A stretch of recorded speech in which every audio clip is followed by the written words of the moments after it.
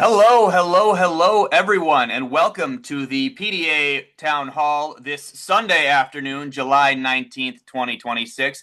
We got a fabulous show for you today, fabulous town hall for you today, as we always do. We have a couple of fantastic guests that we're really excited to be just talking to today. Why don't you begin by throwing your name and where you're calling in from in the chat? Let's start to really amplify how common, how popular, and how diverse our PDA family is here. This is not just a one-state organization. This is not just a 5 or 10-state organization. We have progressive roots all across the country, and I am inspired every week to be reminded of that by having all of you join us this week. I see a hand raised from Mr. Alan Minsky. If we could make Alan a co-host and ask him to unmute. Coming in just a second, my brother.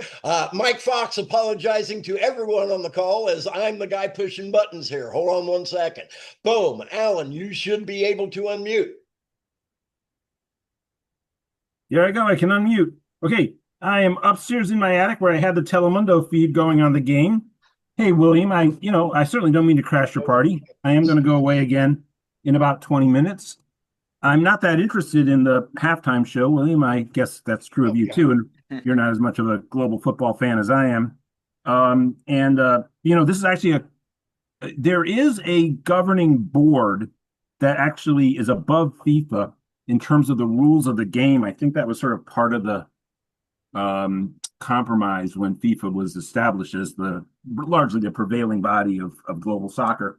And however, FIFA now is breaking with the rules of the game because the 15-minute halftime has been pretty much sacrosanct within global soccer. So right now there'll be an extended halftime with Madonna. Obviously, they're imitating the Super Bowl. Mm-hmm. Now this game gets about 3 to 4 times, maybe 4 to 5 times as many people. Some people estimate as many 10 times as many people. And of course, much more than the Super Bowl, which takes place in the dead of winter in the Northern Hemisphere. There are fan zones all over the world. So it's actually very hard to estimate, but the general estimate's been about 1.3 billion, 1.27 billion last time. This time I think it's going to go above that. And the sport isn't even that popular yet in India and China. And when you ever see one of those two teams appear in a World Cup, the ratings are going to soar even higher. But they're having their little, commercial fest with the halftime right now. It'll be more extended. And I do have a few things to report. Should I just get those out of the way, William, or should we have you introduced that Oliver will be on and everything? Feel free, Alan. Feel free. Oh no, man. I defer to you. You are the boss today. Have you billboarded Oliver? So we were going to jump to that at about the 3:15. And actually, Oliver is in the room with us right now. If you guys want to speed to that, I leave it up to you. Oliver's kicking and ready to go. Well, all I'll say for sure, generally what we do is, and I don't know if Donna's with us. I see Mike Fox. We're, of course, going to go to our PDA to-dos, I assume, in the first 15 minutes. Get those for Mike to foreground those. Of course, William Oliver. Donna is still recuperating from her surgery. Oh, she sent her off. Alan, if you only got 20 minutes, why don't you go right now? I want to mention something about the Wisconsin race briefly as well, and then we're going to jump to Oliver. Yeah, for sure. And look, in the Wisconsin race, we're going to be pursuing through our 501c4 an endorsement for a gubernatorial candidate. And what a crazy race this has been, and what a crazy weekend. It actually achieved national headlines. I think in this, Oliver, I'm the executive director of Progressive Democrats of America. I'm also creator of a still existing World Cup podcast called The People's Game that launched in 2010. I actually was on air with it today. And I've been very involved in some activism that I'm going to tell everybody about that's going to be hopefully apparent to the world after the game when Donald Trump goes down on the field to deliver the trophy at the World Cup tournament. In fact, I wish I could figure out which hashtag is prevalent right now, but just hashtag red card and then see what the top ones are. I'll get to that in a minute. But in Wisconsin, yeah, Francesca Hong, I got to hang out with her twice now, and she's incredible. Our San Francisco Bay Area coordinator, Hemming Cho, spent time with her too out in San Francisco, and they just bonded. This person is DSA Madison, and a fantastic talk about a town where there's going to be competition to be an excellent state assembly person. That's Madison, Wisconsin, the political tradition and the great progressive traditions of Madison. And Francesca is one of the people representing that in the state assembly. Of course, that's where the Capitol building is in Wisconsin. And she's amazing. So William's going to say more about that. Oliver Larkin, all I can say too is I'm incredibly impressed by what I know about you and your candidacy. You're obviously speaking to as if I'm just addressing him, but of course I'm addressing everybody. Oliver is one of the candidates that is nationally endorsed by DSA, I believe, and he that's a little complicated if you are close to DSA. Who gets that? I think Oliver gets a national endorsement and a local endorsement, and some of the candidates never really pursued national endorsements and don't have them when they get their local endorsements. But I believe he's one who's doubly endorsed, and we're very close to DSA traditionally. One of the former executive directors, actually, I think the director immediately after Michael Harrington passed. Is someone who's been a PDA forever, pretty much Michael Lighting. And I'm actually very close to a lot of the people who were until very recently in national leadership there and written co-authored articles with some of that group. And DSA's policies are and PDA's policies overlap so tremendously. And they really are the policies that we need in the United States. And now over to the World Cup, because look, the United States of America is hosting this tournament. There's been a lot about America hosting it that's been really disgraceful. Donald Trump did as Donald Trump is wont to do, and he broke what is supposedly, William, right, the iron law of all spectator sports, all competitive sports, and he used political authority in his authority to interfere with the game on the field, absolutely disgracefully. And this really turned the world against the U.S. men's World Cup team. In fact, the players themselves felt when they went out for the game with Belgium that Trump had actually effectively turned much of the crowd against them. They didn't recognize how it felt that day compared to previously. So I was on a show for this thing. I'm with a great historian named David Goldblatt, and I mentioned that I thought that we should have organize that everybody in the world should get a red card. And when Donald Trump goes to deliver the trophy, at the end of he'll be preening his narcissistic self up there, trying to take center stage. The world should stand up and give a red card to Donald Trump. And I mentioned it the other day to the great representative newly elected from New Jersey, Ana Lilia Mejia. I was doing an event with her out here in Southern California. And I just said, hey, Lilia, who's the congressperson from the Netherlands? And we talked about that. And then later on, I said, remember when I asked you about the Netherlands? Here's why I'm asking. How can we organize this thing? Well, guess who was already doing it? And they got there this morning with 40,000 red cards. And my understanding, talking to them in the field, is they got they pretty much were able to distribute them. Now there's a fan zone plus the audience. If people don't know this too, Argentina is really getting criticized by the global left for the racism of some of their players, the racism of their soccer culture, their abuse in particular of black players from whatever country they play in when they play against the Argentine national team in Argentina. So famously Vinny Jr. in Brazil. And this is now a chorus of condemnation against Argentina. And in fact, I think it's even shameful of Messi, who certainly hasn't expressed those views, but I think he should really speak about it. And he, of course, doesn't. And Maradona, the great Argentinian player from a previous generation, was a person of the left. He was a radical. He was anti-racist. And so it's a shameful turn for the soccer team nationally. And unfortunately, when Argentina got into the final, I do expect that many of their fans, especially Argentinians wealthy enough to attend this game. By the way, when you look at that full stadium, you can only imagine this is probably the most expensive sporting event in history if you add up the price of the tickets, probably by far, astronomically so. And so Argentinian fans, soccer fans, unfortunately, in a lot of countries tilt right wing.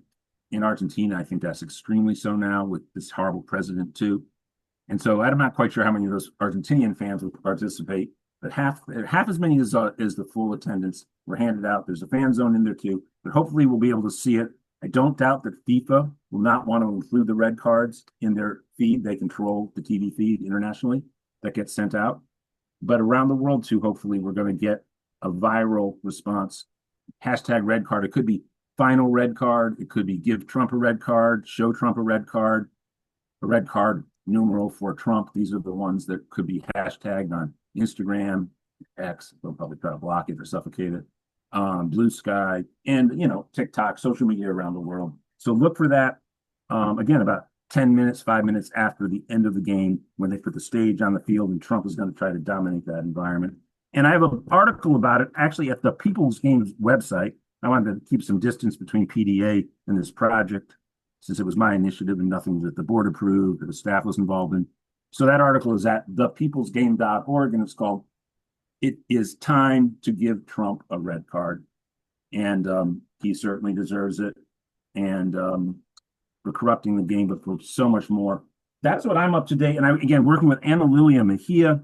I've sort of backed off of doing press on this. I did a little, was in touch with The Guardian, but Ana Lilia is going to take it from here. She was hands-on there at the place, giving out the red cards, and just mad props for her.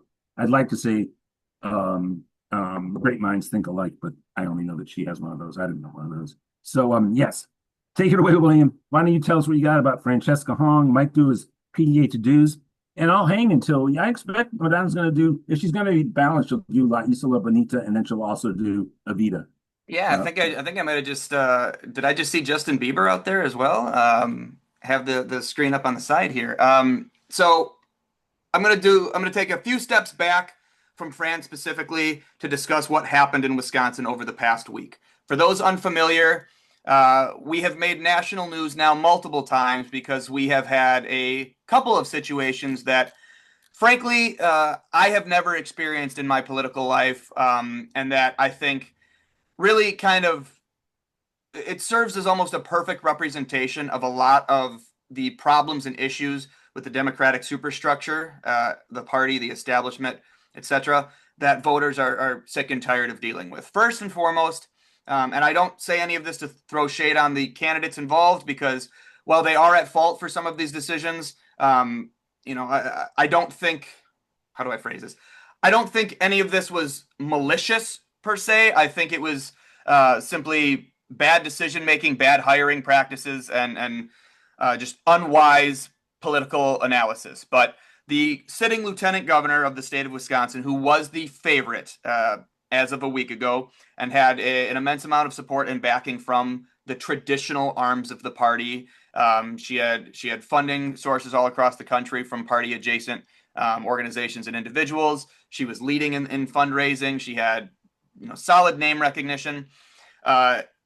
She missed an event last weekend, Saturday, for no reason that was publicly notified outside of saying a family emergency, and then fired her chief of staff the next day, 9:45 p.m. on a Sunday night.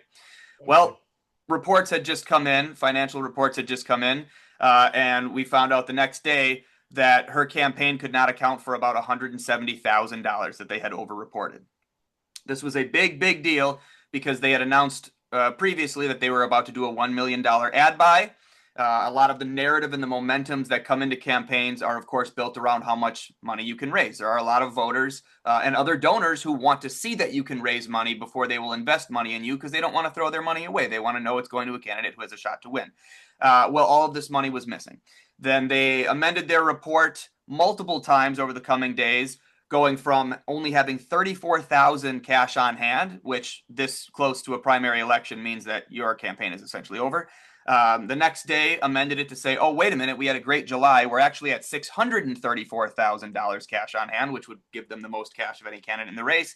And then about 30 minutes later, re-amended it to say that no, they were correct the first time. They only had 34,000 cash on hand. It's a pretty large scandal that's kind of rocking the state right now. There's going to be we're not going to know the answers to many of these questions for quite some time, and most answers just provide more questions than anything else.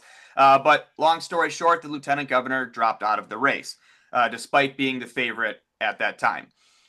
Now, the county executive of Milwaukee, who dropped out of the race about 10 days ago and endorsed the lieutenant governor, rumors started circulating that he was being pressured by party insiders to get back in the race that he had just dropped out of 10 days earlier.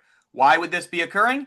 Because without the lieutenant governor in the race, it was kind of a three-way race at this point. The current lieutenant governor, the former lieutenant governor, Mandela Barnes, who ran for Senate in 2022 and lost by about a half percentage point to Ron Johnson, and Francesca Hong, the Democratic socialist, who has an immense army of volunteers on the ground. She has grassroots support all across the state.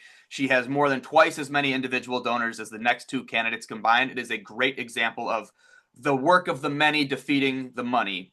But of course, the party is of the belief that a Democratic Socialist can't win in a state like Wisconsin. I am of the belief that they are wrong and that they could not be more wrong, and that in a lot of ways the situation is eerily similar to what happened to Bernie Sanders in 2016. And I will, of course, note that Bernie Sanders won 71 out of 72 Wisconsin counties in 2016. So rumors were circulating for about a day or two that the county executive of Milwaukee would jump back into the race now that the lieutenant governor that he endorsed dropped out. And that happened. There was a press conference on Friday morning in Milwaukee, that where he announced that he was coming back in the race. At the time of dropping out, he was polling in 4th or 5th place at about 4 to 5%. Then the sitting governor of Wisconsin, Tony Evers, endorsed the Milwaukee County executive who just jumped back into the race, despite the fact that 2 of the other candidates are his former lieutenant governors, and a third was nominated to a position in his cabinet and is running kind of as an Evers adjacent candidate. This entire situation, it's Veep worthy in my opinion. You could make if somebody decided to make a mockumentary about this, it would be fabulous, because the drama involved in this entire race has been high school sitcom-esque. But long story short, a lot of the voters are of the belief, and I have had numerous individuals reach out to me, both those who are involved in politics and those who are not but know that I am, to say that they're just sick and tired of these insiders trying to dictate electoral results. You know, it's infantilizing, it's insulting. Frankly, it's antithetical to a free and fair democracy.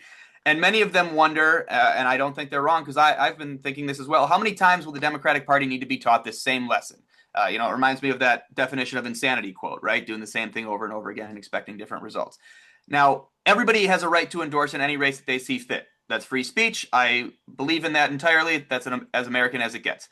But I also have to note that last year, Governor Tony Evers said that he wasn't going to endorse in the governor's race. He had no interest in it and didn't plan on doing it. If you believed the candidate or felt that they were the best person for the job initially, why would you not endorse them originally? Why'd you allow them to drop out of the race when your endorsement would have been a major bonus to their campaign? And why did you then wait until the myriad political games played out before getting involved? I believe leaders should lead. They don't play games. They don't follow. They should be standing up for what they believe in. And I think these strategic shenanigans are incredibly off-putting for many voters, not just in Wisconsin, but across the country. I think it alienates voters who are fed up with a system that it feels like it's owned and operated by an elitist club that they don't belong to. And I fear that voters will refuse to take an initiative, whether that's volunteering, organizing, or even voting itself, if they feel like they aren't welcomed or wanted in the movement. Because nothing motivates a voter to rebel more than being told what they're supposed to do by a system that they hate. So Wisconsin has had a tumultuous week, to put it mildly. We're going to see what develops over the next 7 to 10 days. We could use all the support that we can get here, particularly for candidates like Francesca Hong. And she's too kind and generous to say it, but there are many voters who are of the belief that these games are being played specifically to stop her campaign. They are trying to dismantle the momentum behind her grassroots organized campaign, just like the National Party did to Bernie Sanders in 2016. They're trying to organize moderate/centrist Democrats to coalesce around so that they can defeat this socialist candidate that they're afraid will lose at the state level. Of course, ironic, because Wisconsin is arguably the birthplace of the progressive movement and has arguably the richest history of socialism in the entire country. For those unfamiliar, please look up Milwaukee sewer socialism. So that's my little rant for the day. I'm incredibly frustrated with what's going on in my state, but we will persevere. We're going to continue working, because that's the only option at this point. You can't give up, and you definitely can't cry. So we're going to laugh about it. We're going to put our hats back on, and we're going to hit the streets again. We're going to keep knocking doors. We're going to keep talking to voters, and we're going to keep fighting for this upcoming primary, and hopefully we'll have some more information to share with the PDA family in regards to Francesca Hong. Perhaps we can get her on a call, chat with her about her campaign and her race. But for today, I'd like to focus on another progressive champion, a juggernaut of progressive policy, running against one of the most conservative Democrats in the entire House. And that, of course, is Oliver Larkin. Oliver is running for the 25th the 25th congressional district in Florida. He is a Democratic socialist. He's an activist and a union organizer running for Congress to deliver for South Florida. He is a lifelong advocate for South Florida, having been at the front lines speaking out against climate resilience, public land, water privatization, immigration justice, and the national media's erasure of South Florida from major political debates. He truly is a champion for some of the most pressing issues that PDA fights for, that I fight for, and that I think all of you fight for. And, we were talking about endorsements a little bit earlier. Looking at his endorsements, this is a who's who of friends of the organization. We got our good friend Jamal Bowman here. We got Sarah Nelson. We got Nina Turner. And we even have Hasan Piker, who is someone that means a lot to me because that was part of my introduction to electoral politics, as was Bernie Sanders in 2016, which I'm going to let Oliver talk about his experience in that regard a little bit. So thank you so much for joining us today, Oliver Larkin. You have the floor. Yeah, thank you so much, William. And hello, progressives. Good afternoon. Happy Sunday. I've been on as a viewer of the Sunday Progressive Town Halls many times, and I'm so pleased to be speaking with you today. This endorsement from PDA means a lot. It means more than most, to be honest with you, because PDA was one of the first organizations that formally got behind Senator Bernie Sanders, even encouraging him into the 2016 presidential primary. And as someone who was so moved after the state of Florida reelected our then governor, Rick Scott, who's banning terms like climate change, he was coming in with his healthcare fraud money. Senator Bernie Sanders really gave me the language to describe my political beliefs. And I was so inspired by that right around the time that PDA endorsed him, right at the start of that campaign, I quit my job as a line cook and I drove to New Hampshire to volunteer until I got on the paid staff, and I traveled the country with that campaign. And you just don't move on from an experience like that. It really deeply embedded in me the desire to see progressive change in this country. And that's the trajectory that I've been on for over a decade. I also want to give a special shout out to all of the Floridians who are on the call today. I saw Hillary Keys yesterday at Leadership Blue. She noted in the chat, and I want to elevate this, that Jim Langford and Millie Herrera just were able to pass in the Florida Democratic Party a resolution in support of the 21st century economic Bill of Rights. This is tremendous, tremendous work, and really goes to show that in states like Florida that have been written off and left out by the national establishment of the Democratic Party, that progressive issues are winning issues. And that brings me to my opponent, Congressman Jared Moskowitz, who said on Fox News prior to my announcing last year that a progressive cannot win in this district. Only a moderate centrist can win in this district. And we don't believe that's true, do we? We know that when progressives are elevated, when progressive issues are at the forefront of our economic policy agenda, that Democrats win. And that is exactly what we are running to advance here in this race, with strong advocacy for Medicare for all, for raising the minimum wage to a living wage of $25 an hour and $30 by 2030, of universal childcare, paid family and medical leave. When you talk to any average voter, these are the policies that we believe are the remedy to the cost of living and affordability crisis that we feel so acutely here in South Florida, and that folks all across the country are feeling. And when we talk about where the Democratic Party has retreated, it's not just South Florida. It is all different parts of the country, rural, urban, and suburban, where the Democratic Party has just left us to our own devices. And that's why organizations like the Progressive Democrats of America are so critical. And I want to also give a special shout out to all of the other PDA endorsed candidates that have primaries upcoming, including Kai Newkirk in Arizona in 2 days. We've got Hartzell Gray, friend of PDA, an amazing progressive leader, and Cori Bush running in the state of Missouri. We've got William Lawrence and Dr. Abdul El-Sayed and Donovan McKinney in Michigan. I don't mean to leave anyone out. There is a litany of amazing progressives running all across this country. And I think that's one thing that has been so inspiring to me and bolstering to me, is that it's not about me, it's about us. Senator Bernie Sanders said that in a very organic moment in Iowa in his 2015-2016 presidential campaign. This movement only goes as far as the next person that's willing to carry the torch.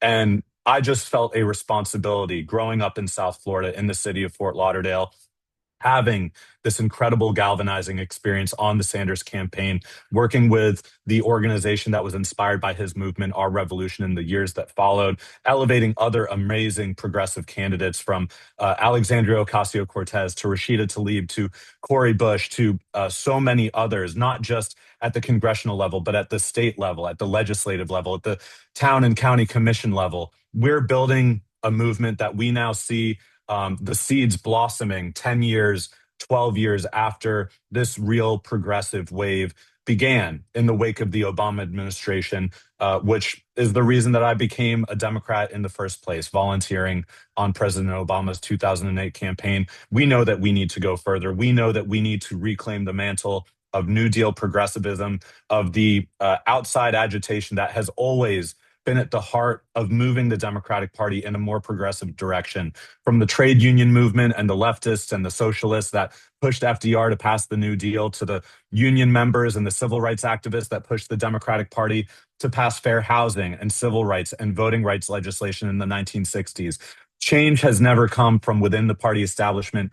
It has always come from the outside, when organizing and working class people come together to build movements and to inspire people and to bring new people into the political process. And I think that's one thing that is so exciting about our campaign, in a part of the country where we don't traditionally see progressives running. We see the APAC support. We see the corporate funding. We see moving to the right of our Ron DeSantis Democrat, the first Democrat to join the Doge caucus, the only Florida Democrat to vote for Trump's pro-ICE immigration law, the Laken Riley Act, after he campaigned on mass detention and deportation in the 2024 campaign trail. I couldn't stand by it. That's why on the first day of this campaign, I went to Alligator Alcatraz. Ron DeSantis and Donald Trump were touring it on the inside. I was on the outside, standing with our community, with indigenous rights activists, with Veterans for Peace, with so many other grassroots organizers, to say that this does not belong. This hate does not belong in Florida. It does not belong anywhere in the country. So when we talk about Medicare for all, when we talk about abolishing ICE and prosecuting them for the criminal wrongdoing that we see on the streets of Biddeford, Maine, and in our own state of Florida, in St. Johns County just earlier last week, we have to take our country back, not only from the Republican Party, but from the corporate wing of the Democratic Party that seeks to stifle this progressive momentum. As William and Alan were describing what we see happening in Wisconsin, they are trying to throw up all of the roadblocks, all of the obstacles to stand in our way. But the people of the United States of America are with us. They know that after the multiple administrations of Donald Trump, the decline in the standard of living, the heightening income and wealth inequality, when we have the world's first trillionaire in Oxfam International anticipated last year that there would be 5 trillionaires within the next decade. I'm sure that you can imagine some of those other soon-to-be prospective trillionaires, Jeff Bezos, Mark Zuckerberg, Sam Altman, the folks that we are organizing against to reclaim this democracy, to bring our democracy from the ballot box to the workplace, to every other aspect of our life, and have democratic governance of the industries that govern our lives, from the healthcare industry to the housing market to the education industry. These should not be issues that people have to go deeply and deeply into debt just to seek an education or to put a roof over their head or to seek medical care. These are things that other countries have been able to solve, and we need to look beyond our own borders at the tradition that we've seen of progressive movements all around the world, as well as the progressive movement and the tradition that, William, you were talking about with sewer socialism in Milwaukee. There is a rich history that I learned about reading about people's history of the United States, some of the great literature that has been written about really the organizing that occurs in all corners of this country. And that is what we are doing here in South Florida. We have a closed primary state. The voter registration deadline to become a registered Democrat to participate in our primary is tomorrow. So if you live in our district, if you live in the state of Florida, if you know anyone in the state of Florida, in South Florida, in Broward, Palm Beach, and Miami-Dade counties, make sure they register to vote as a Democrat by tomorrow. We have 30 days left in this election, and we are putting a scare into Jared Moskowitz. And I'll give you a few key examples. Just yesterday, I received in person the endorsement of the Florida Young Democrats. We are proud to be building this coalition from within and without the Democratic Party, the Young Democrats, the Democratic Progressive Caucus of Florida, which has amazing, amazing leadership that has brought the energy and momentum from the Sanders campaign to bring it into Democratic executive committees, to bring it into the state committee positions. And we see the fruition of that with the passage of the resolution for a 21st century economic bill of rights. And what we are doing with this campaign, we have denied Jared Moskowitz the endorsement of the Florida AFL-CIO. When the choice is between the first Democrat who joined DOJ that has laid off tens of thousands of federal workers with reduction in force orders, that have voided collective bargaining agreements, and then we have the perspective of electing a union organizer. I organized a union in my workplace with the News Guild Communication Workers of America in 2018 in conjunction with the Campaign Workers Guild effort that has brought a semblance of accountability to a political campaign industry, nonprofits, and labor unions, where if Democrats are talking about providing good paying jobs and building a middle class life, they should do right by their own workers. And I think it is emblematic of the struggle that we see today of the Democratic Party. They talk a good game. Do they back it up? Do they practice what they preach? That is the crisis of confidence that so many people across the country are feeling today. And that's why it's so important that we see organizers being elevated and elected into office. Being a representative means representing the people, and you cannot represent the people if you are not in touch with the people.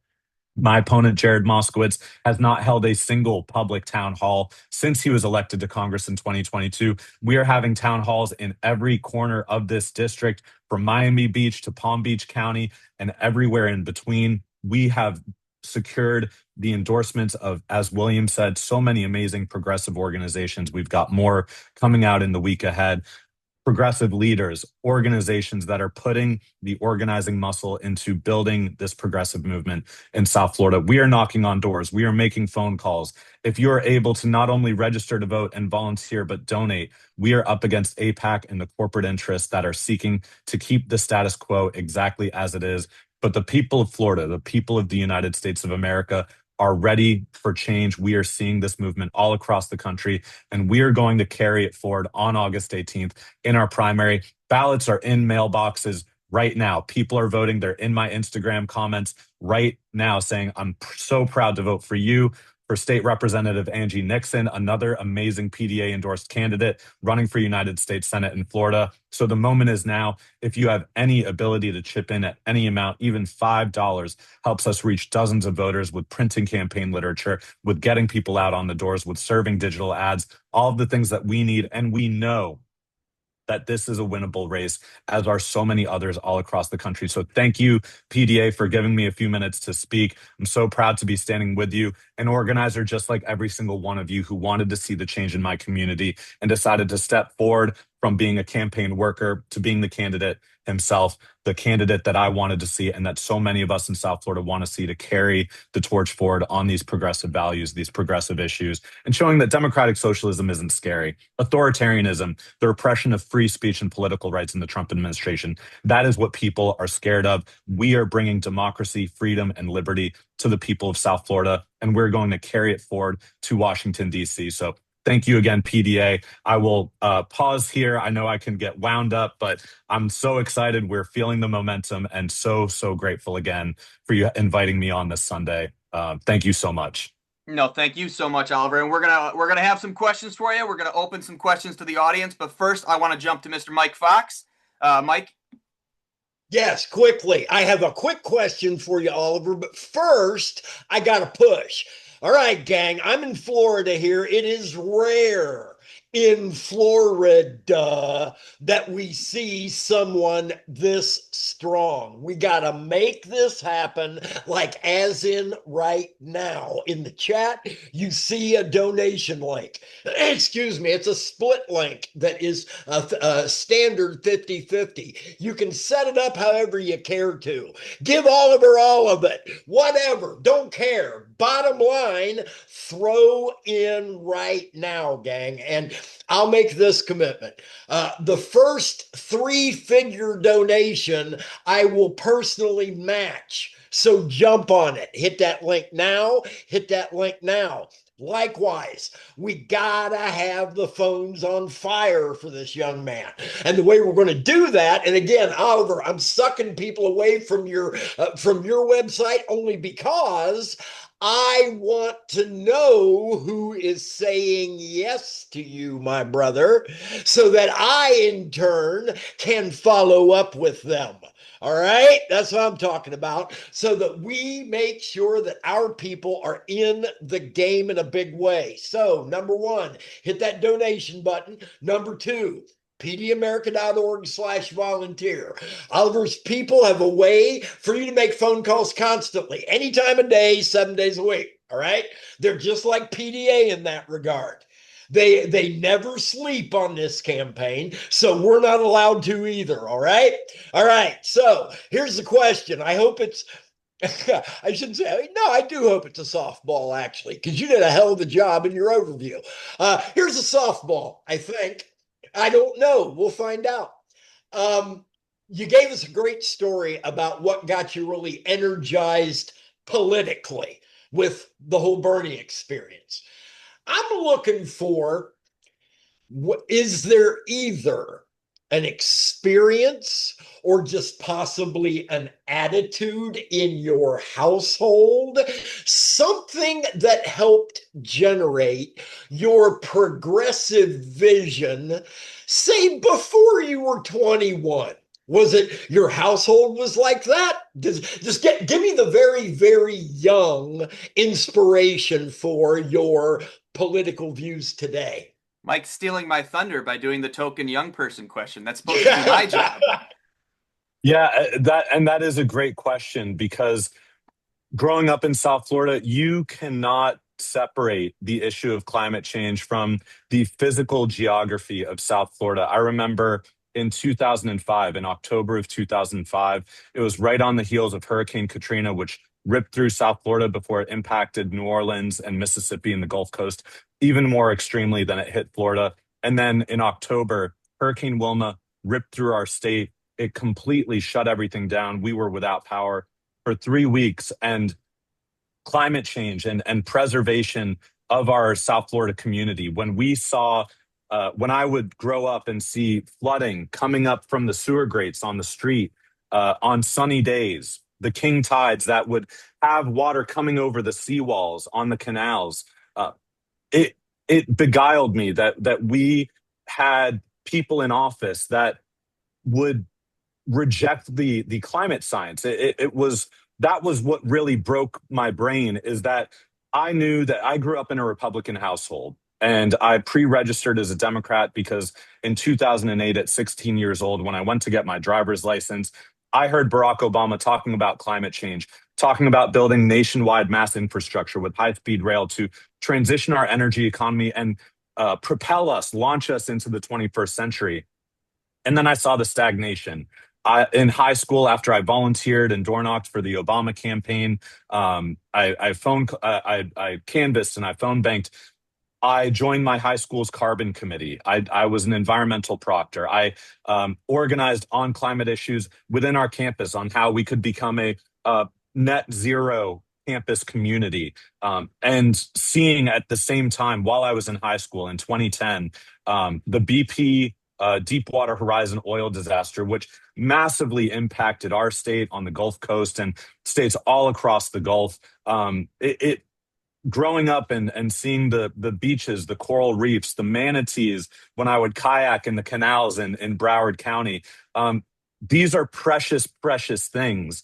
And to see the inaction of a government, and moreover, to see the elevation of someone like Rick Scott, it just confounded me that we could not agree on a shared reality, but instead we would see the denial of science, of climate action, just to serve the profits of a narrow few people.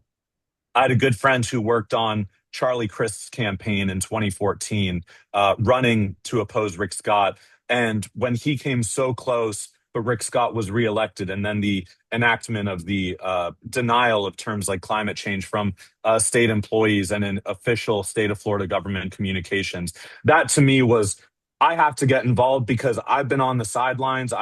Volunteering for a campaign was not enough when we saw the denial of climate science in the state of Florida, when having a healthy climate, having 100% renewable energy is an imperative for the survival of the South Florida community that raised me where I grew up, that I love so deeply, where I live today.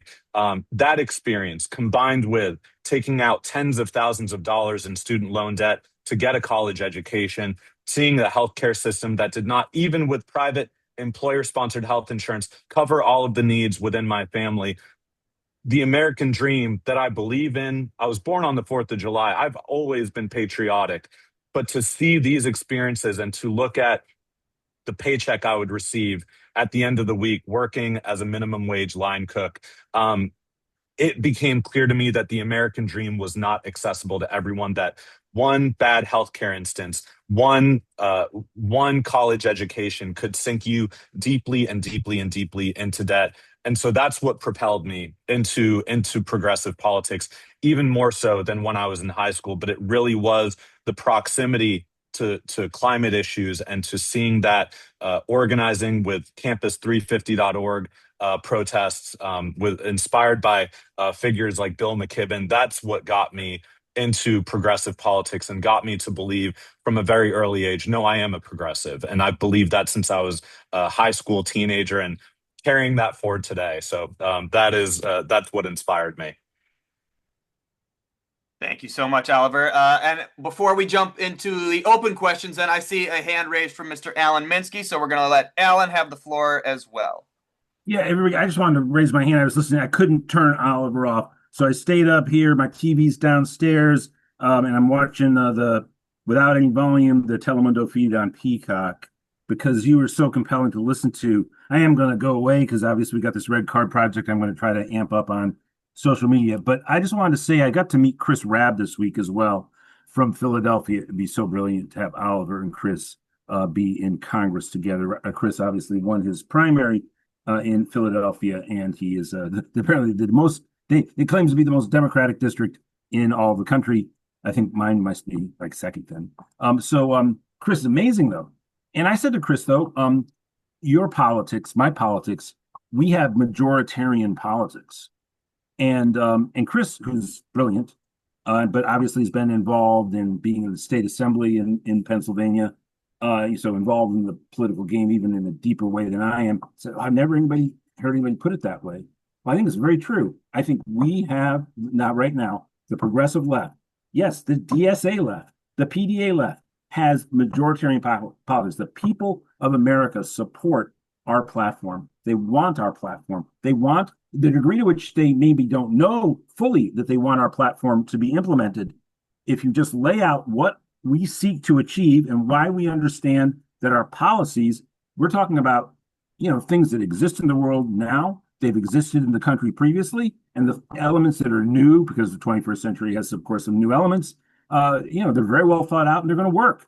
And this is the society that Americans want. And we're the only political formation of the three big blocks of political formations in the country, the Trumpian fascists, the neoliberal, basically conservatives, because they're trying to conserve the pre-existing system, and our politics, we're the ones who have the politics the American people want. And I was so happy that Chris Rabb liked that. And Oliver Larkin, I think you said something so close to that. I just wanted to share it with you. That's my thought. Take it forward, brother. And let's get Oliver in Congress, folks. This will be it's exactly what America needs right now. Again, more people in Congress with these politics to just send this message out. And I'm going to go away, and very competitive soccer match, but this is greater than that, folks. And I would stay here if I didn't have an obligation to be over there. Thank you so much, Oliver. And thank you, everyone. Thank you, Alan.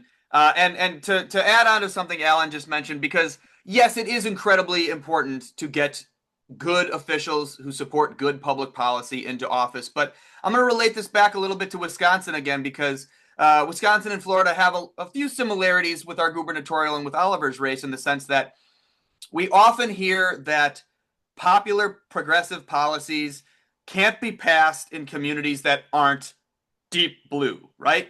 Oh, Zoran won New York City. Socialists can do New York City. even though let's not forget that the establishment ran a Democrat against him as an independent. It was not a socialist versus a Republican in that race. But in places like Wisconsin and in districts like the 25th Congressional District in Florida, if we're able to get politicians like us who support the good working class policies that we believe in elected, that dismantles this narrative at the national level that socialists can't win in these communities, because these policies are immensely popular across the board, across traditional binary political lines. People are organizing around the problems that we are all collectively facing. And if we can get champions put forward who have solutions to these problems, to handle the root causes, if we're proactive in our approach to politics rather than reacting to whatever culture war nonsense the Republicans are throwing at us, we're going to be able to turn this moment into a movement. And Oliver used the word movement quite a few times. And I do want to touch on that as well, Oliver, if you could expand on that, because this, with Bernie in 2016 kind of being the start of this quote unquote movement, that was my engagement as well. That was, I was a college student, and the senator from Vermont that I had never heard of was saying all these things that I had never heard an elected official say at the local level, especially, but like at the federal level, come on. And I was like, whoa, maybe better is possible. Why do we have to keep accepting pennies on the dollar? Why can't we demand what we're worth and what we deserve? And we see often through history that when singular moments become so demanding of a response that equates the power of that moment, that we can build something greater out of it. What do you see building out of this, and how do you think South Florida might be able to benefit from that in the long run? I'm going to interrupt quickly. Oliver, hold your thought. My apologies. All right. We originally had Oliver booked up until 4:45 Eastern today. We have Kai Newkirk booked. So, Oliver, do you have a hard stop here in the next 5 minutes? No, I do not have a hard stop in the next 5 minutes. You do not have a hard stop. I can be brief. Yes. How do you feel about, you nail that answer. We pull Kai in because his election's on Tuesday. He's slamming and jamming. Can you hang out with us? Absolutely. Yes, I can. Okay, cool. Then we'll make that happen. Go ahead. Go. Great. So very quickly, so that we can let our brother Kai on. He's working hard and very, very busy in these final 48 hours. The movement that I see us building in South Florida, and I would reflect that in 2020, Florida has a 60% ballot threshold to pass constitutional amendments. 60+% of Floridians in 2020 voted to raise the minimum wage to a living wage of $15 an hour.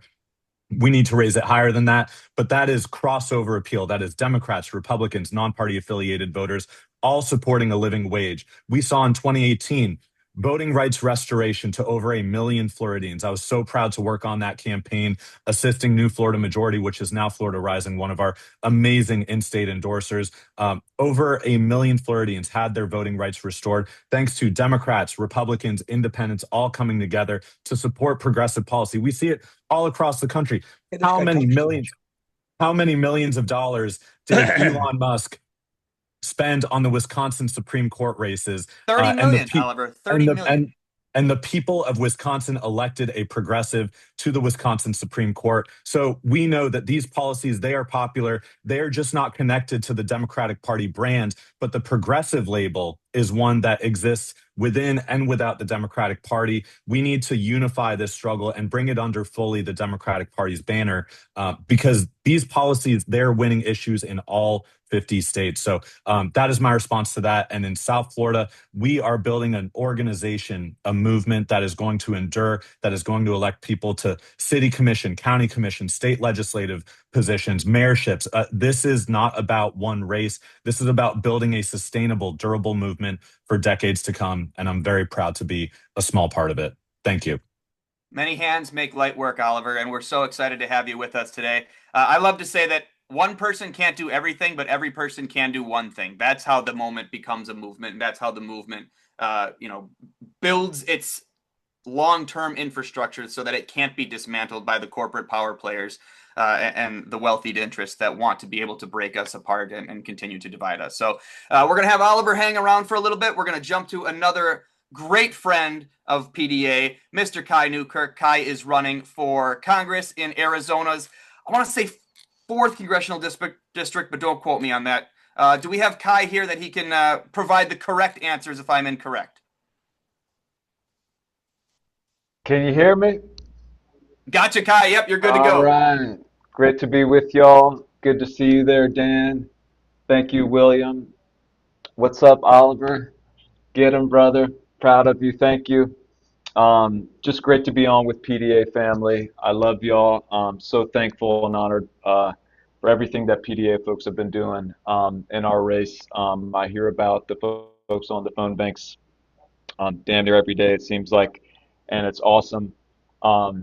And We're running through the tape here. I was just out knocking doors, talking to voters. Fox News is here on the ground, covering the conversations at the doors, um, and us going around putting yard signs up for people, talking about the issues that are there. And we're seeing stronger and stronger every day in terms of the level of support from Democratic voters that we talk to at the doors and on the phones.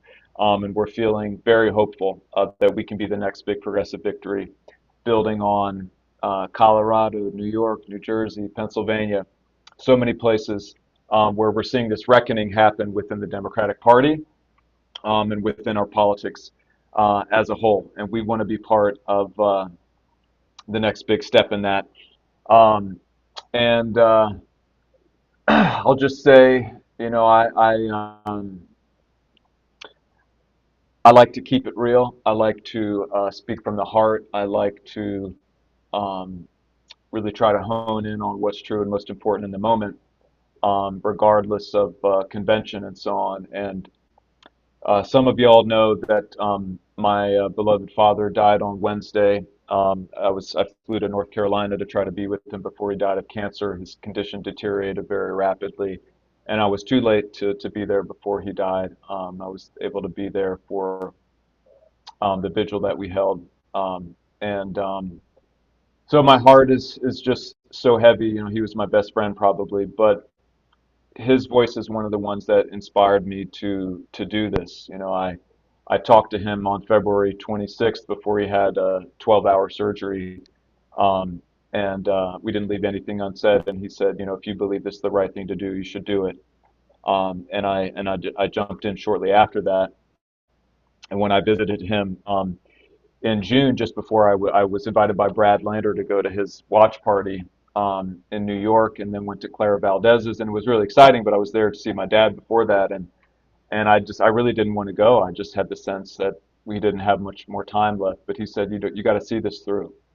And so I'm running in part now to really honor that and to help carry forward the values that I learned from him, which are ones like love over greed, right? Like peace over war, like connection over domination, that we can have a society, as Martin Luther King Jr. said, a beloved community that's rooted not in greed and hatred and fear and domination, but in loving our neighbors as ourselves in solidarity.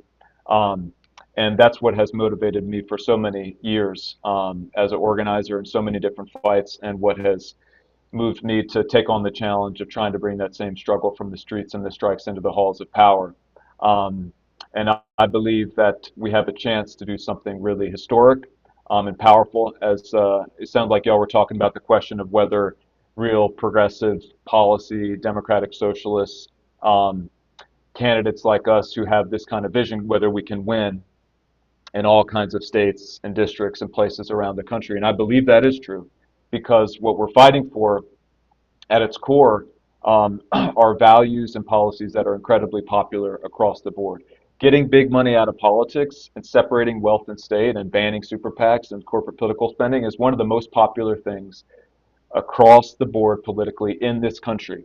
Taxing the rich, a wealth tax, raising taxes on the 1%, on the billionaires, on the big corporations, that is one of the most popular things that you could push for across the board politically. And we, the progressives and the democratic socialists, we're the ones that are the most committed to those things, because we're committed to breaking with corporate power in our party and really representing the working class and putting the people first and the least of these, and asking, if our economy is doing well or not has to do with the question of how much poverty is there. It has to do with the question of how much working class people are moving forward, not with questions like the GDP or the stock market and so on. So much of that is just wealth for people at the top. So we are pushing for a real realignment in our politics, unrigging this economy, separating wealth and state, ending this the corruption of our democracy, and really standing up to Trump's authoritarianism and his tyranny in a way that can end this culture of impunity that has so eroded our democracy. And didn't begin with Trump, but goes back, or with the Epstein folks, but goes back to the Wall Street bankers who crashed our economy and weren't held accountable, to George Bush lying us into the Iraq War, and so much more. And we have to finally say, no, the rule of law applies to everybody. No one is above the law, and there's going to be accountability here at home, but also abroad, and we're not going to be complicit in genocide and war crimes. And we're seeing this, that I think it was a majority of Democrats in the House, right, voted against more aid to Israel just a few days ago. And that is would have been unthinkable just a couple years ago, right? And it's not just the horror of what has unfolded in Gaza, but it's all the hard work and the organizing that people have done, and PDA has been a huge part of that. And in my view, we need a shift, not just in our policy in terms of Israel-Palestine, to end this blank check support, to end military aid, to have an arms embargo, to use our full diplomatic and economic power and use sanctions, not just to end the genocide, but to end occupation and apartheid conditions, to secure Palestinian freedom and human rights for all the people in the Holy Land, but to transform our foreign policy as a whole, as I've spoken about with PDA folks in the past, to Alan Minsky's great delight, to say that we've got to shift to a foreign policy that just says we're going to kick the empire habit, we're going to kick the imperialism seduction, and we're going to have a principled and consistent foreign policy rooted in international law, human rights, democracy, and collective security, which will actually make us safer, as well as help make other people safer, will help us, enable us to bring our troops home, and to have so much more resources that we can put into programs, as Dr. Martin Luther King Jr. said, of social uplift rather than of destruction and death, that we so need, like Medicare for all, that we know PDA has been at the forefront of the fight for, and I'll never stop fighting to finally win that. So I just want to say that I'm so grateful for the support of everybody from PDA who has helped us in this fight so far. We're feeling very good going into Tuesday. The last poll showed us within single digits and surging. Our numbers on the doors and phones are getting better and better every day. There's a new poll in the field. We'll see what that says that I got today. And we're just seeing more and more momentum. They've thrown a lot at us. Now there's 2 super PACs funded by crypto and AI oligarchs that are coming in with hundreds of thousands of dollars, throwing misinformation, trying to divide our coalition, but we've overcome it. We've continued and we're getting stronger. And we think that if we do everything possible to bring our winning message to enough voters between now and when the polls close, that we're going to win this. It's going to come down to election day turnout. And we've seen time and again that when we're actually able to, when Democrats hear about Stanton's record and his votes, my record, my positions, we win the vast majority because he has this huge vulnerability of having taken all these unpopular positions on really critical things. And we can be the next step in this reckoning within the Democratic Party and this shift in our politics as a nation. And doing something that I think can help us to move out of this time of just chronic emergency and crisis, and to build a lasting and durable majority like we had in the New Deal era that can really implement policies to profoundly shift out of this time of oligarchy and authoritarianism and corruption and war crimes to a true democracy, a social democracy, and a nation that's at peace with itself and the world. So grateful to be on with y'all and be part of this fight. Thank you. Go ahead, Dan. Oh, I'm sorry. I didn't mean to interrupt you, Kai. You were on a roll. I just want to, from PDA, our dear condolences to you and your family for the loss of your dad. Sincere. I know it's really hard, particularly what you're going through right now. But I want to express that from the heart, and from all of PDA, our some condolences to you and your family. Now, I want to shift just briefly. We only have 2 more days. Everybody on this call should be getting ready to make phone calls. You can make phone calls from New Jersey, from California, from New Mexico. I don't care where you're at. You can make the phone team is going 24 whatever. Aren't there like 3 or 4 shifts going on right now? So somebody put in the chat how to join the phone team. Obviously, if you hook up with Mike Fox, he's going to direct you in the right direction. But everybody should be joining in on the next couple of days. We only have Monday and Tuesday to go. So anyway, thank you so much, Kai. Yeah. Thank you, Dan. So we're going to jump to Mike Fox real quick, and then I'm going to ask you, PDA family, if you have questions for Kai or for Oliver, to please raise your hand in the chat, and we're going to open up the floor to questions. But we do ask you to keep your questions brief because we're imagining there's going to be a lot of questions, and we want to be respectful of Kai and Oliver's time, knowing how important these races are, knowing how quickly they're coming up, and knowing how many doors and voters they still have to talk to. So, Mike Fox, if you'd like to begin before we jump to questions. Yes, just very quickly. I was going to say, we got the links in the chat, gang. Nail them, nail them, nail them. pdamerica.org/volunteer. If you want to jump on the phone bank, literally tonight, sign up. We will get you going tonight. Now, we got to use these candidates' time effectively. So with that in mind, Kai, do you have a hard stop? Let me see 10 what's minutes? on my calendar. Yeah, for sure. I can definitely do that. You got 10 minutes? All right. Here's the goal, gang, and the same with Oliver. Oliver's going to invest 10 minutes. Now, if Kai's got to drop, Kai's got to drop. He's busy. If Oliver is still with us, bottom line, I'm only holding Oliver onto this call as long as we're generating productivity. Full stop. Done. Right? Otherwise, he's got to get going talking to a room that's generating productivity. Period. Full stop. So with that in mind, nail those links, gang. And William, you've got the questions coming in. Excellent. Thank you, Mike. So we're going to go in the order of hands as they were raised. And I see first Donald Smith. Donald, you have the floor.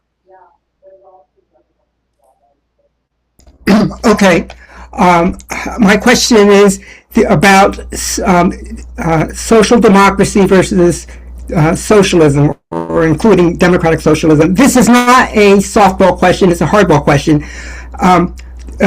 DSA and other socialists, I understand they want a worker control of the economy. It's not just social democracy. They actually want to get rid of capitalism, at least for the large companies. Please tell me how much private ownership will be allowed, and how much social ownership will be enforced. And I am somewhat worried that a lot of people won't like real socialism. They just want social democracy. Thank you. Thanks, Donald. And could I ask, are you directing your question towards Oliver or Kai? Either or both. Okay, so we'll do both for this one. And I asked for the next questions. Can we do Kai first? Because Kai is on a tighter schedule, and then we'll do Oliver after. So Kai, if you'd like to take that question. Sure. Yeah. Thank you. I mean, to me, I don't think there's any hard and fast thing there.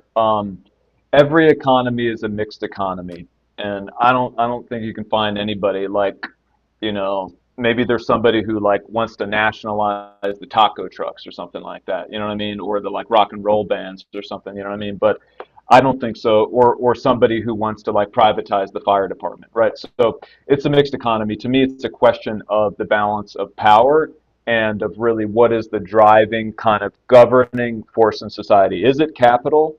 And is it the oligarchs, right, and the folks who just have this huge concentrated economic power and that can use that in our politics to basically exercise this profoundly undemocratic control over the conditions of our lives? Or is it democracy and the people as a whole through our democratic processes and labor? To me, that's the fundamental question, is the primacy of society, of democracy, of labor over capital. and then deciding what the right mix is for our nation, for our states, right, in any particular instance, right, or for the city of New York, with Mamdani's leadership, right, in terms of how we want to move things forward, right? So, some people say Medicare for all, oh, that's scary and socialist to them, and other people say, well, um, you're still going to have tons of private healthcare delivery, right? It's not like we have a national health service as they do in the UK under Medicare for all. So, to me, I wrote an article in 2021 about what I and my co-author, Reverend Stephen Green, called Kingian democratic socialism is what we advocate for the left. And I used the quote from MLK that Zoran used in his campaign: call it democracy, call it democratic socialism, but we need a better distribution of wealth for all God's children. So to me, the key is not the label, and you could advocate a lot of the same policies and say, no, you think of yourself as a progressive populist, whatever. To me, that's not the most important thing. It's the principles around democracy, around labor, and around society coming before capital, and then carrying that out and trying to build up our, or to shift our society in a way that's consistent with those principles, right? And doing it through a democratic process. So that's what I would say. Thanks, Kai. Oliver, if you want to take that one quickly, and then we're going to jump to finish up Kai questions while he's here. Yeah, I'll go very briefly, and I think Kai put it really well. I would say this is about democratic socialism is democratic control over these systems that govern all of our lives. So healthcare with Medicare for all, having public transportation that is accessible to all of us. We all deserve to have mobility that isn't predicated on paying hundreds of dollars a month for an auto loan. Having an education system, a public education system where you do not have to go deeply, deeply into debt. Having strong labor protections for people in the workplace. These are issues that govern all of our lives. We don't need to decide that only the government can manufacture vehicles, or that apparel companies or entertainment or anything else. This is about what do people need in order to live prosperously, and those are the issues where we do need greater democratic control over our economy, over our political system, over our society. And I think Kai put it really well. We live in a mixed economy already. Medicare is socialized healthcare. It doesn't cover all of us. We should have the social safety net apply to all, and not have the means testing that I think is rife for the kind of finger pointing and saying this group is getting something or this person is getting something that I'm not eligible for myself. If we have a shared investment in things like Social Security, Medicare for all, universal child care, paid family and medical leave, unemployment insurance, then we all benefit from these things as a society, and we all equally pay into them. So everyone is paying their fair share. And that, I think, forms the bedrock of what the minimum standard of living that any government has a responsibility to provide to all of its people. It's almost like agency of society, right? We all buy in, we all benefit. We are incentivizing people to care about their communities and society itself, because they are all, rising tides lift all boats type argument. So, okay, we're going to ask for questions now to be exclusively for Kai until Kai is forced to leave, and we're going to go next on the stack. I see Heidi. Heidi, you have been asked to unmute, and you have the floor. Hi, I was wondering about what you folks are going to be doing to help keep our environment free of PFAS. And I'm thinking about this especially because of the way that I've learned at the Exxon Valdez oil spill. After that, in Seattle, they had a big 1 month memorial for that, and it said that people there said that the oil was toxic to the touch. So I'm thinking about the Exxon Valdez oil spill, the oil, what I call the oil rig volcano. And I'm wondering what you folks are going to be doing to help make sure that doesn't happen again, and that we're not breathing that from the wildfires that are happening out west because of the because of the PFAS that might have been used in the forestry. Thank you, Heidi. That's an important question. I've worked with Mark Ruffalo on some stuff. He's been a leader in the fight around PFAS, and I think that it's part of a broader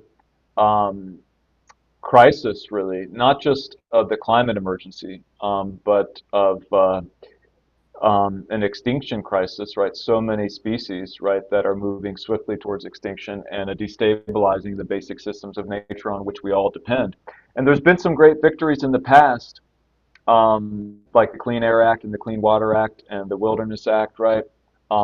Environmental Protection Agency, the formation of that, right? But we need another big step forward in terms of really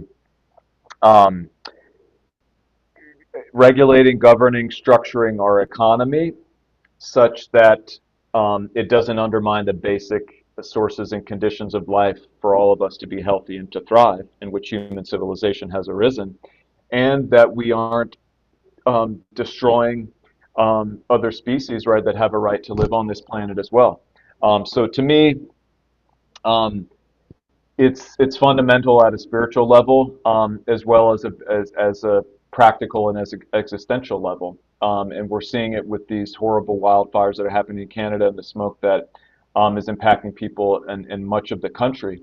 And we're not going to be able to, in my view, democratic socialist politics is really key here, because it's really about deciding that certain sectors of capital can't just pursue their profits in a way that undermines, that causes, mass death over time, and sickness and suffering, as has happened as it's been happening for years in terms of the climate emergency, and is only getting worse. So I support a Green New Deal, massive federal investment and program to shift us off of fossil fuels onto clean energy as fast as humanly, technically, physically possible, to create millions of good new jobs, to create stronger, healthier communities.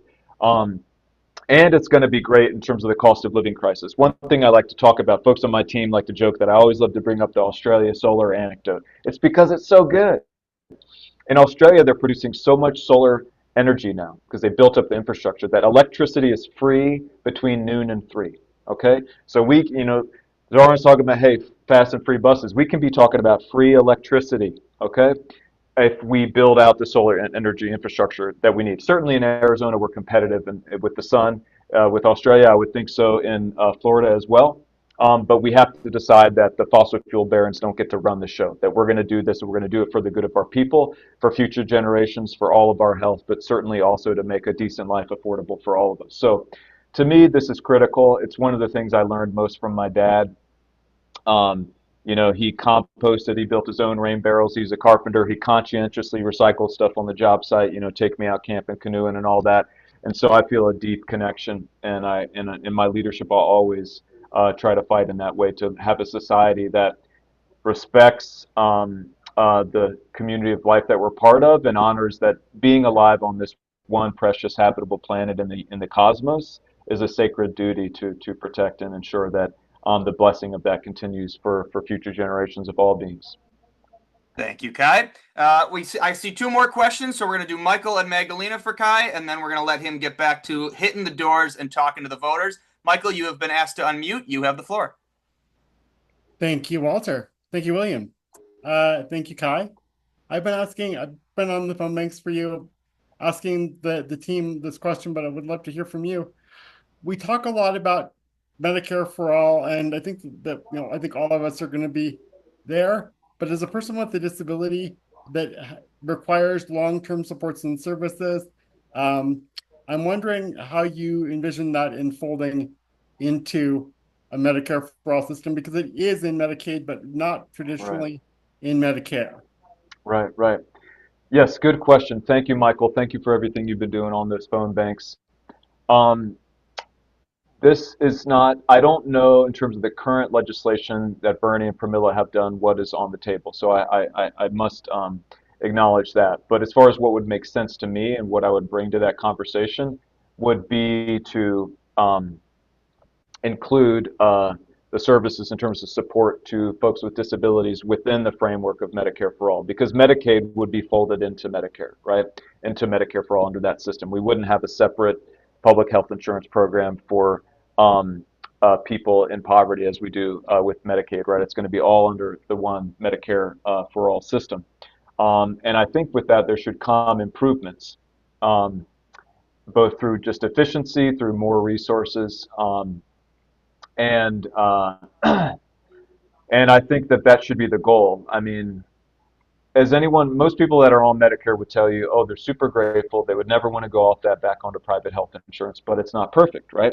The Medicare Part D and all that stuff. No, it should be what the nurses union talks about, expanded and improved, right? So we need to improve within it and also make it universal. And I think improving services in terms of Americans with disabilities is a key part of that, and doing as much as we can to enable people to live at home and to live with as much autonomy as possible, rather than to be in institutional settings as much as possible. So to me, that's how I would see that.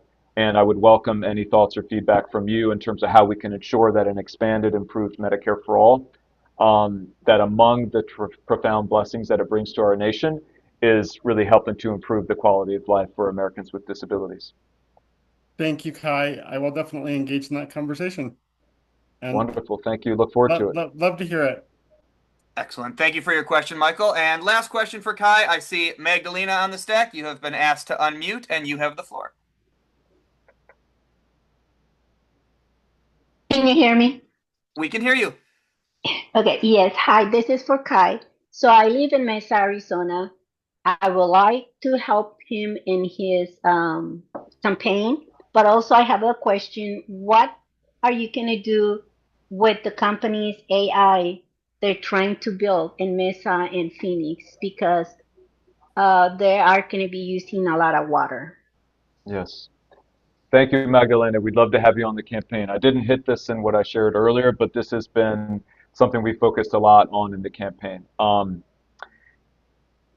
Meta is trying to build a giant AI data center within the district in Ahwatukee. And I've joined with residents there, community members that have been organizing and pushing back. We've had multiple protests. We've been elevating the issue within the media and on social media. I'm opposed to that project. Stanton, who I'm running against, has been silent on it. He takes money. He takes a ton of corporate PAC money in general, but that includes interests, right, that are behind the AI push, right? So that's a big fault line, and we're winning a lot of support from people because he was former mayor of Phoenix. Ahwatukee's part of Phoenix, so he's got a base there, and a lot of people have been coming over because of my leadership in that and his misleadership. But it's a bigger issue than that, right? There's other places they're trying to build data centers, and AI is a profound importance as a question for our society. So I support Bernie and AOC's call for a moratorium on new AI data centers, both to make sure that they're not sited as they are in this case in Ahwatukee. It's right surrounded by homes in a residential neighborhood. To me, it's zoned commercial. It should be like a shopping center or something like that. It should not be a mega industrial facility. But you also need to make sure that they are positive, if anything, in terms of water, right? So that in a place like this where water is such a huge issue, where they're not using it, or if they are in any cases, right, they're making sure that it's not polluting the water supply, that it's running on clean energy, that it's not making the climate problem worse, and that it's not jacking up rates. I also support a freeze on utility rates nationally as part of what we do to address the cost of living crisis, and that's related to the data center question. But the moratorium is also a bigger deal than just the local impacts of the data centers. It's about this potentially transformative technology as a whole. And I think we've already seen clear indications that there can be some very positive impacts, like around scientific research, medical research, imaging, and things like that, using artificial intelligence. But the experts within the industry, they tell us that there are existential risks. They're crying out for regulation, right? So we can't leave it to them because they're all hooked on the race to become the next trillionaire, right? So we have to establish this moratorium so we can put in place a regulatory framework to ensure that this technology benefits all of us, not just the oligarchs, and that we have safeguards to prevent the existential risk from coming to pass. And as democratic socialists, as progressives, as populists, as egalitarians, we should be thinking about how this technology, which is the fruit of the collective sum of human cultural endeavor across many generations, how it can help us get to like a 30-hour work week, right? How it can help us make the greater productivity that we have as a society benefit all of us rather than just those at the top. And the last thing I'll say is I think that the moratorium and Bernie's sovereign wealth fund policy, which I also support, to have a public stake in the ownership of this technology, which has been produced through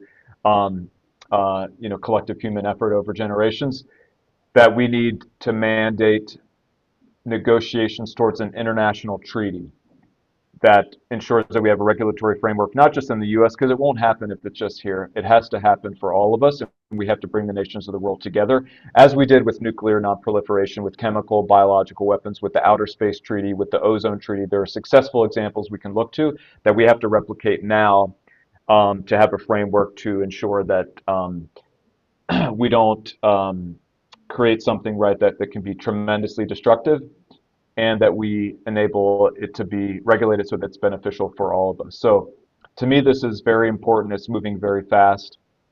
This election is going to be key to putting in place leaders in Congress that can help create the critical mass to push in this direction before it's too late. So I'll be part of that effort if I'm elected, and if I'm not, I'll stay in that fight. But it's something that we've got to do. And with that, just to say again, thank you so much, PDA family. I love you all, grateful. I love the solidarity. It's good to be on with you, Oliver. And we need all the help we can get in these next 2 days. We want to pass the torch to Michigan and everybody that's coming up in August. When is your election, Oliver? August 18th, 2 weeks after Michigan. All right. Okay. All right. So then they can pass it to Oliver Wright, keep this thing going. So we're all in it together. It's a movement. It's not about any particular candidate. And I'm just grateful to be in it with y'all. It's beautiful to see, after everything the PDA did going back to 2004 and playing a critical role in Bernie's first presidential run, to where we are now. Man, it's awesome. So let's keep it going. Let's bring it home. Love y'all. Thanks for everything that you do. And I'll see you out there. Hope to be celebrating a victory with many of y'all on Tuesday. Thank you so much, Kai. Let's get a round of applause, some claps, some hearts in the chat. Of course, we need to give all the support we can to Kai, both in terms of our volunteer hours and in terms of financial support, because one candidate isn't going to change the world, but this movement will. And as Kai said, each one of these candidates that are stepping up across the country to represent their community, to represent progressive values, and to advance the common goals that we all share, it's imperative that we start winning these races, because once one domino falls, much like a wave, it's hard to overcome as the water starts to flow. So thank you, Kai. We're going to jump to questions for Oliver in 1 second, but first I want to give the floor to Mr. Mike Fox. Amen. Mike? Kai, you rock. I love you. Deep breaths, healing energy, and get to work, my brother. You rock. Thank you all. Much love. I'll see you soon. We got your back. We got your back. All right. Oliver, I'm going to yap for about 30 seconds here in a way that normally energizes the crowd and gets more productivity generated. So stick with me for 30. My favorite part of my favorite job of the week, it is the thank yous. All right, I want to thank the following people who have donated today. Here we go. Many thanks to Ron and Michael up in Chicago and Michael in Ohio. We got lots of Michaels. That's phone banker Michael, double doing. And phone banker Nicole, double doing. And Nicole, thank you so much for your more than kind over $100 donations today. And thank you, Susan. Phone banker Mary Ellen, double dipping as always. Phone banker Aaron, double dipping. And phone banker Erica, double dipping. Look at those phone bankers going nuts. And Beth and Maureen and phone banker Pam and Margaret and Mary, phone banker Mary, double doing, and phone banker Marielle, double doing, and phone banker Maggie, double doing, and Priscilla, thank you so much for your $150 donation, and phone banker Michael, double doing, and Beth again, and phone banker Dr. Sonneborn, every week double doing. Thank you, brother. Same way with double doing Mary, and Lynn, and phone banker Betsy, double doing. Oh, look, it's Mary Ellen again, donating twice and phone banking. How much do you rock, sister? And Joanne and phone banker Peggy and double doer Karen and Bob, our our chapter head out in Missouri. And oh, look, it's phone banker Pamela again. And our chapter head out in San Francisco, Shirley. Good to see you in the game, Shirley. And Maureen and new phone banker Newland double doing. And Margaret, Beth again, Dr. Sonneborn again, and T. Wesley, Erica, excuse me, phone banker Erica, David Z, as always, you rock, brother. And Jeannie, Jeannie, this is above and beyond the call of duty. $250 donation today. Gang, we don't have a bunch of rich people hanging out on this call. Bottom line, right? We're folks here. And so we have got to show solidarity with Jeannie's $250 donation here. If anybody can either match it or beat it, I'm sure she would appreciate that solidarity. But I'm confident that as a group, we can we can match her kind donation. So let's make it happen, gang. Phone banker Beverly, phone banker Janice, Valerie, Michael, Hillary, as always, knocking it out of the park. Thank you, sister, for your more than kind over $100 donation. Dr. Bill, Sharon, Michael, Dr. Sonneborn again, Mary again, Marciel again, and phone banker Aaron again, and phone banker Mary again, and we started it off with Debbie. All right. Thank you to all who have been in the game. You absolutely rocked. And we likewise have about 24 folks. We're still short on goal for this call, but we got 24 folks signed up for the phone bank. We've got to keep that going. If you have not heard your name called, guess what? It's your turn now. Pile on, everybody. Hit that donation link for Oliver. Likewise, hit that volunteer link. Let's bust this thing. Make sure that Oliver hanging out with us now for an hour. We need to make this man's time productive. Back to you. Thank you, Mike. Yeah, the movement needs the money. It's an unfortunate reality. We have the many, and we're going to keep fighting for them, but it's hard to fight. It's hard to fight alone. It's hard to fight against them without the resources we need to do so. So we're going to jump to the open Q&A now with Oliver Larkin. If we have any questions from our PDA family, same ritual as usual, please raise your hand in the chat, and we will get to you in the order with which you raise your hand. Otherwise, I'm just going to, as I'm not seeing any hands raised for chats or for questions right now, I'm just going to open it back up to you, Oliver, if you have any final words, final statements, or anything you want to say to the PDA family before we hop off on this beautiful Sunday afternoon. Yeah, thank you, William. I just want to say, following up on Kai's remarks, campaigning is not easy. Being a candidate is not easy. It takes you away from your family. It takes your time, your energy, your resources, and our hearts are with Kai right now, and what he's dealing with his family in the same week that he is up for election on Tuesday. All of our love and solidarity go out to him and everyone working on his team in Arizona, and all of you in PDA that are volunteering. I can tell you as a candidate how inspiring and encouraging and galvanizing it is to be on calls like this and to see people from all over the country that believe what we believe and that are willing to put your time, your talent, your energy, your resources into this work, because we do need it. And so I just wanted to say that Kai has been an organizer for so very many years, and it would be amazing. It would truly be a blessing to get him into Congress. So I know I gave my pitch for South Florida earlier today, but if you're in Arizona, please get out there and vote for Kai if you live in Arizona's 4th district. And we're going to continue carrying it forward. I don't want to repeat myself too much from my previous remarks, but this is a movement all across the country, and this is a year that we can truly transform American society, the political system, and the direction that the Democratic Party takes and the direction that the United States Congress takes, as well as these incredible statewide races like we see with Francesca Hong in Wisconsin and so many others. We are changing the country. We are bending the moral arc of the universe a little bit closer to justice. And PDA, you are such a tremendous part of it for 20 plus years going strong. This is the fruition of all of those years of organizing. We're bringing it to bear right now, and I'm just so grateful to be a part of it with you. Thank you so much again for having me on today. Nothing is sweeter than the fruit of one's own labor, Oliver. We are so excited to be able to support candidates like you, and I'm really excited to see where this movement goes. Obviously, I'm a younger participant of PDA, and as a younger candidate yourself, we kind of grew up in the same electoral world that might not have existed in the 90s and 2000s, but really started to come to fruition in the mid 2010s and fundamentally restructured the entire political system in the United States. And I think it's our job to work to kind of claw back some of the rights and powers that have been taken away from us.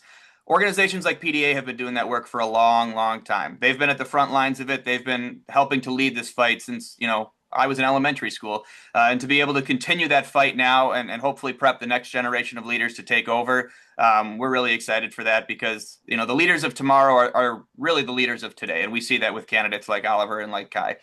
Thank you so much for joining us today, Oliver. Please get back to the campaign. Let's get round of applause, hearts, and support in the chats and reactions for Oliver. Thank him for being here with us today. And I'm going to pass it back to Mike Fox. Yeah, and before you leave, Oliver, I just wanted you to be here for what I'm about to say on this. I've been doing this 20 years, and I would say definitely in the top 10, definitely, possibly top 5 when it comes to the bright-eyed, hard-working young staff that this guy has around him. These folks are on it. I'm having communication with people at 11 o'clock at night, etc. I mean, they're on it, gang.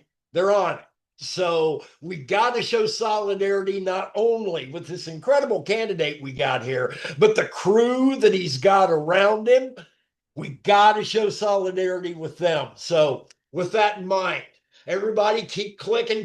We're gonna stop the recording here after William puts the bow around it. Then we'll stick around for family time, gang, while we talk about the goals that we still need to hit. We're going to let Oliver head on down the road and take a little bit of a breather, and we'll wrap this up during family time from a goals standpoint. But back to you, William, just to put a bow on it for the end of the recording. Thanks, Mike. To wrap it up, the word time has been thrown around quite a few times throughout this call, and time is kind of the one resource that we cannot get back, we cannot hoard, we cannot exploit. We all get the same 24 hours every single day. How do you want to use those hours, and what do you want to put it towards? Do we want to put those hours towards improving the lives of our friends, our family, our neighbors, and our community? Do we want to put those hours towards on a nice Sunday, maybe watching the World Cup final? That one's acceptable, I'll grant you that. But the time is the one thing that each and every person has the exact amount of to do with as they see fit. It cannot be bartered. It cannot be traded. It could not be sold. We all have the time to do what we want to do and to accomplish the things we want to accomplish. This is our time. We are not going to get a better time to get candidates like Oliver elected. We're not going to get a better time to restructure American electoral politics than we are right now. And if we don't take advantage of this moment, I fear 5, 10, 15 years from now, if our democracy still exists at that point, we're going to look back and say, damn, that was the year to do it. 2026, we had our opportunities on the floor. I wish I had worked a little bit harder. I wish I had knocked a few more doors. I wish I had made a few more calls. I know I was tired a few of those days, but I definitely could have taken one more turf. I definitely could have donated a few extra bucks. I'm a firm believer that regret is the worst feeling in existence. I try to make a lot of my decisions based on, well, what am I going to regret having not done in the future? And if we don't take advantage of this opportunity today and the next couple of weeks for all these upcoming primaries as we get ready for the November general, I think it's definitely something that I'm going to have an immense amount of regret for the rest of my life. So let's try not to regret any of the limited time we have left. Let's try to get out there, work our asses off, do everything that we can. Let's push these candidates over the finish line and let's win. Let's win. So back to you, Mike. All right, let's call